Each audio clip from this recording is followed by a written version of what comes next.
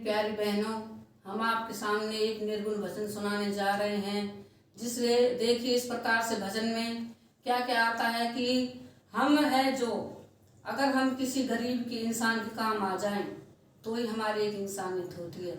अगर हम अमीर हैं अपने मन में, अगर हम गरीब को सहारा नहीं दे रहे तो हमारा अमीर होने का कोई फायदा नहीं है।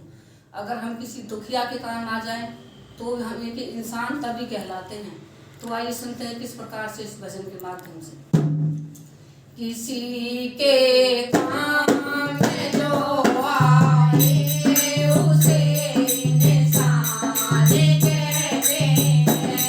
किसी के काम में जो आए उसे इंसान कहते हैं। पराया दर्द अपनाए उसे इंसान कहते हैं। पराया दर्द